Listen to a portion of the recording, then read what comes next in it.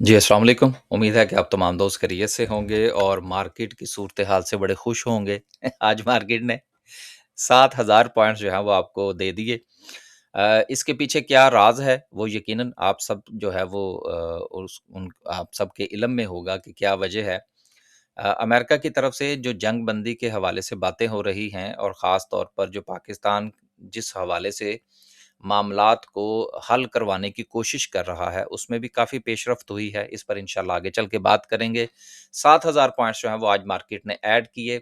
इसके साथ ही अगर हम सर्किट ब्रेकर की बात करें, तो माशाल्लाह से 10 कंपनीज़ के करीब जो हैं, 9 कंपनीज़ आपको अपर कैप में नज़र आ रही हैं। लेकिन जो कंपनीज़ 7% प्लस पॉज़िटिव थीं, उनकी तादाद बहरहाल इससे कहीं ज़्यादा है।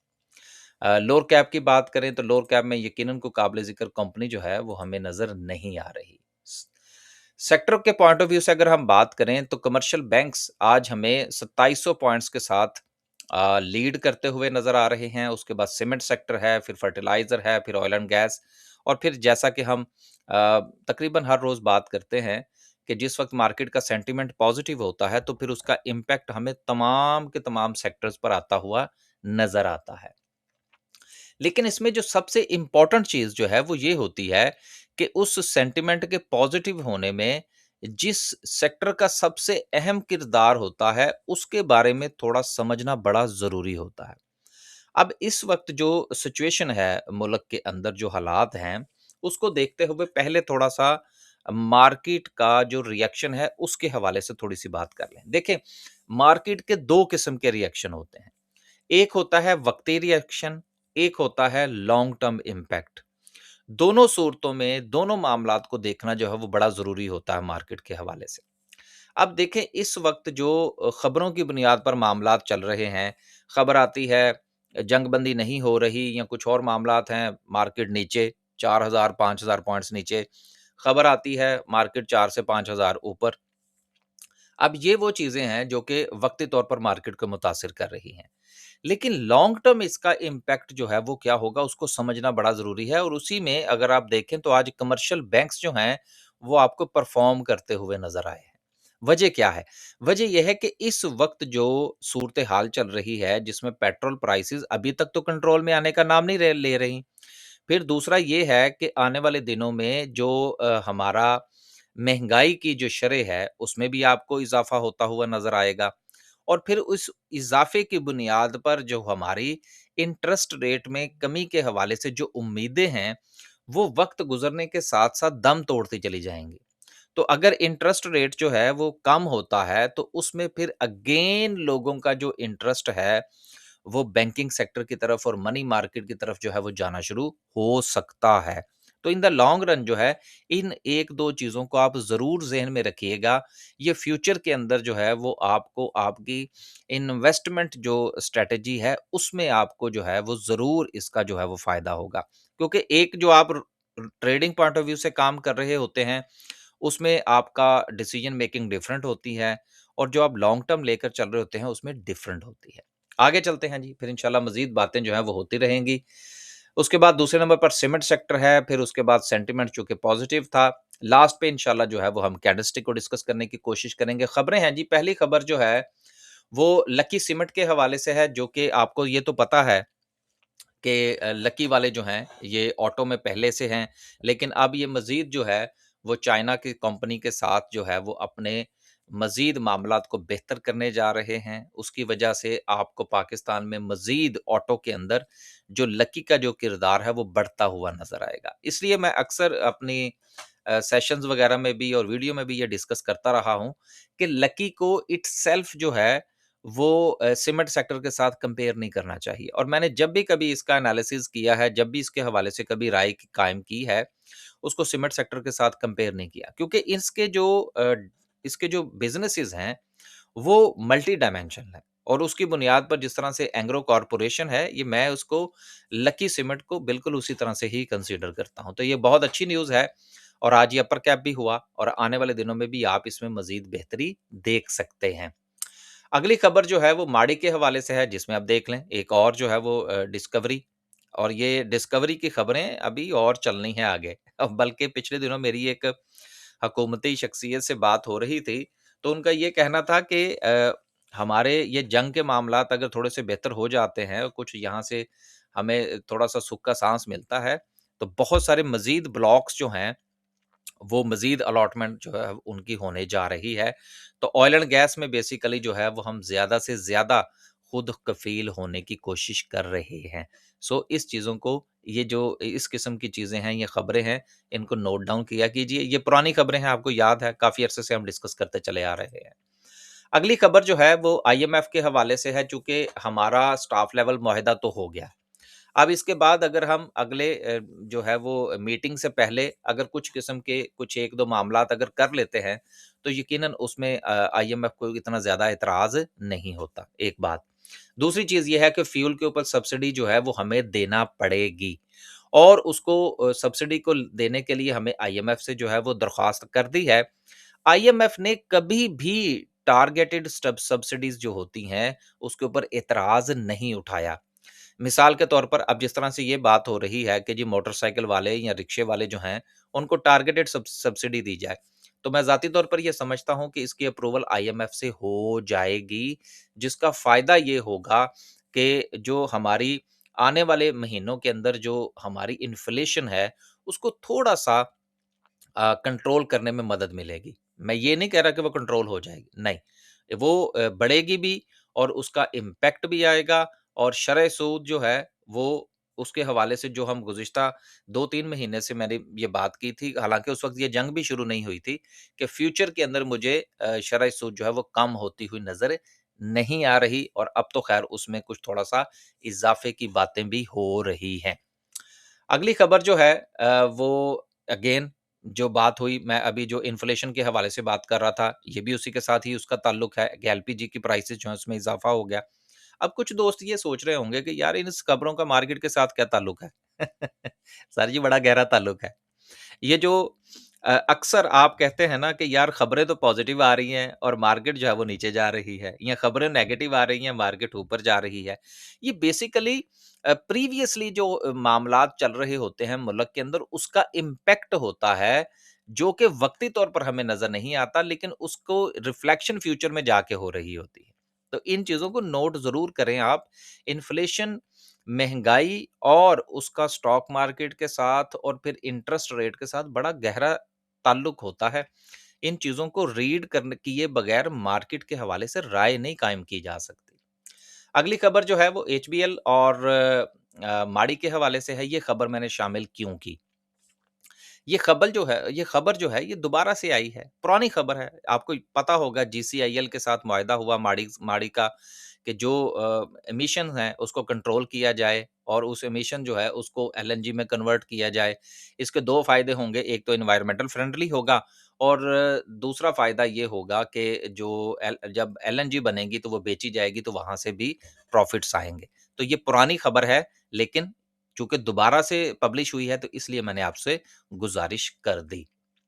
लास्ट पे हमारी एक अपनी अनाउंसमेंट है और अनाउंसमेंट ये है कि हमारे हमने ये सिलसिला शुरू कर रखा है कि 1 महीने में हमारे पास जितने भी दोस्त अहबाब जो हैं वो अपना अकाउंट ओपन करवाते हैं, तो उसके लास्ट पर जो है वो हम एक फ्री सेशन उनके लिए रखते हैं ताकि वो अपने सवालात पूछ सकें, कुछ हम थोड़ा बहुत जो है वो स्ट्रैटेजीज़ भी उनके साथ शेयर करने की कोशिश करते हैं।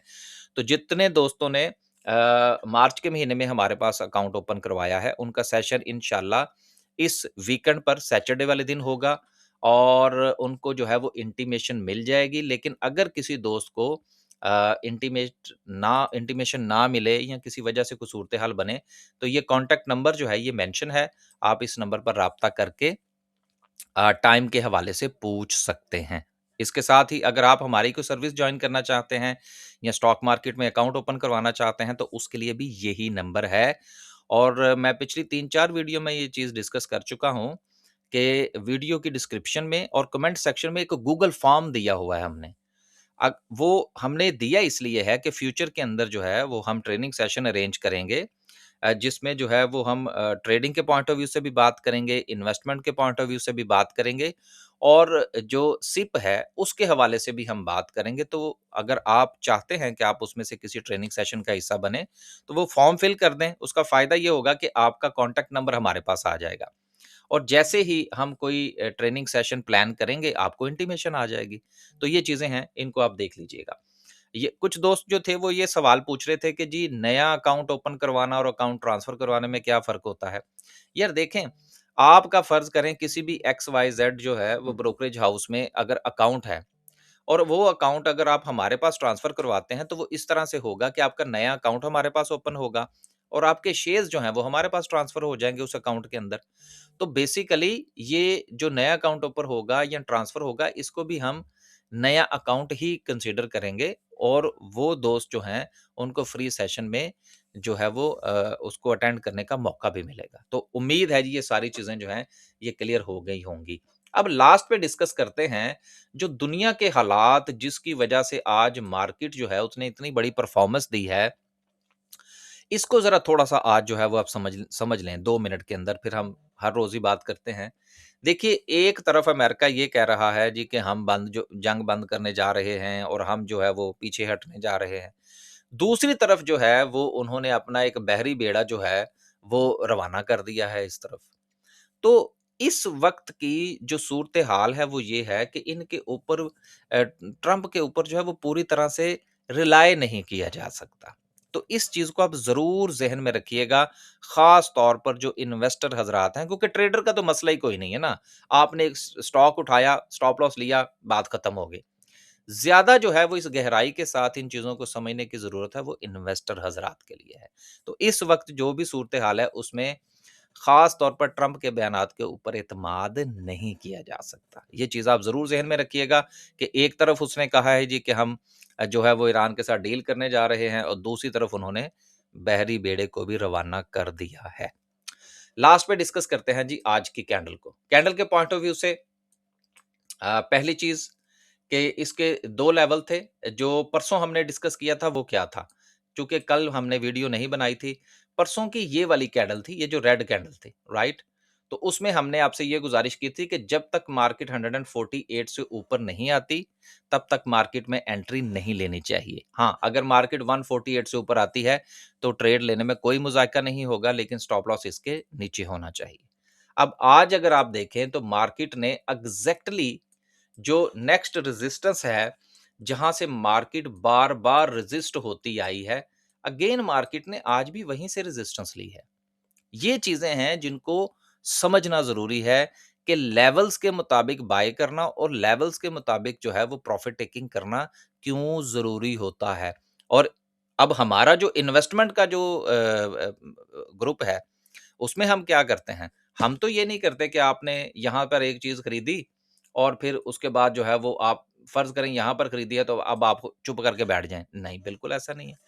एक लेवल पर बाय करेंगे, दूसरे पर सेल करेंगे, तीसरे पर भी सेल करेंगे, वापस आएगा तो डिसीज़न लेंगे कि आया कि हमने इसको बाय बैक करना है या नहीं करना। हाँ, लेकिन इस डिसीज़न के अंदर चूँकि इन्वेस्टमेंट का ग्रुप है, बहुत टाइम लगता है ट्रेड को इसको लेने के लिए, इसलिए हमने उसका नाम भी इन्वेस्टर ट्रेडर ग्रुप रखा हुआ है। तो अपनी-अपनी स्ट्रैटेजी है कि जब आप रेजिस्टेंस पे चलते हैं तो फिर वहाँ पर प्रॉफिट टेकिंग आती है। तो अगर दुनिया जो है यानी कि ट्रेडिंग की दुनिया में जो लोग स्टॉक मार्केट में काम कर रहे हैं, अगर वो रेजिस्टेंस के ऊपर जो है वो प्रॉफिट टेकिंग करते हैं तो आप क्यों ना करें? आपको प्रॉफिट टेकिंग करनी चाहिए। तो यही वजह है कि आज भी हमें यहाँ पर प्रॉफिट टेकिंग जो है वो देखने को नज़र आई है। अब अगेन बात वही है कि जब तक मार्केट अपनी इस रेजिस्टेंस से ऊपर नहीं जाती, तब तक मार्केट का सेंटिमेंट पॉजिटिव नहीं होगा।